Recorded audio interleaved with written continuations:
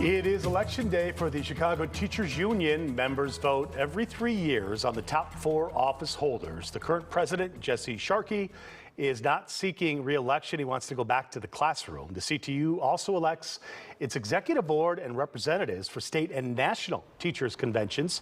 Officer candidates must secure 50% plus 1 vote to avoid a runoff. Winners take office on July 1st. So joining us now with more on this, a professor at the University of Illinois Urbana-Champaign School of Labor and Employment Relations, Dr. Robert Bruno. Thank you so much for being with us today, sir.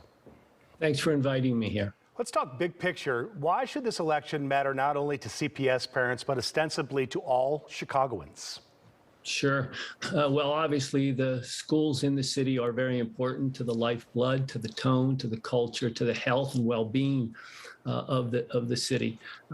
And we know from quite a bit of research that the quality of your teaching staff, the efficacy those teachers feel, the conditions in which they work are directly correlated to the learning conditions, and that is strongly related to the outcomes that we look for, that we wish for in our students, both social and emotionally and academically. So it's very important, the role that the labor union representing the teacher takes in the relationship with CPS. The current administration, again, led by Jesse Sharkey, and before him, his predecessor, Karen Lewis, very much at loggerheads with the mayor at the 5th floor of City Hall, whether that was Rahm Emanuel or currently Lori Lightfoot. They even went on strike a couple of times. If Stacey Davis Gates, who is the administration's blessed candidate, if she gets elected, might we see the same approach as it relates to the mayor?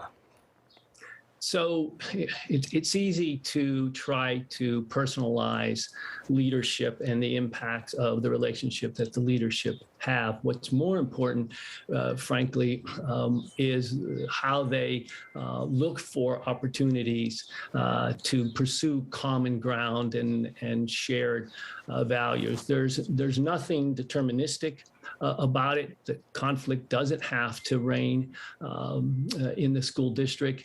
It's a question of really focusing on what they both share as being critically important. So it doesn't have to be conflictual. I don't think it's a question of personalities. I'm sure both Ms. Davis Gates and the mayor would like to work in a very collaborative ways. The difficulty, of course, is coming in together and finding common ground. So that said, Professor Bruno, an opposition candidate, part of the real slate, Respect, Educate, Advocate, and Lead, was formed ostensibly in response to teachers refusing to go, many of them, into the classroom in January when Omicron was surging. If that candidate wins, does well, that might be a clear signal that people want a more working relationship with City Hall, as you just mentioned. Mm-hmm, mm-hmm. So I think both of these objectives coexist.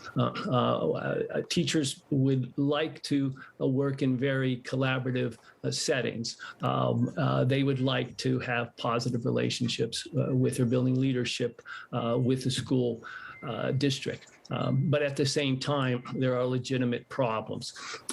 And wanting to have strong representation and defending those interests while at the same time also looking for opportunities to work together can coexist. So whichever slate were to prevail, I think they're going to have to balance both defending the interest of those teachers with the larger district goals that will be articulated by the mayor and CPS. And it isn't so clear that one or the other slate necessarily can walk away from either of those objectives. 25,000 teachers will vote today. I'd like to revisit with you when the results become quite clear. So in the meantime, we thank you so much for your time. And that said, we'll be right back.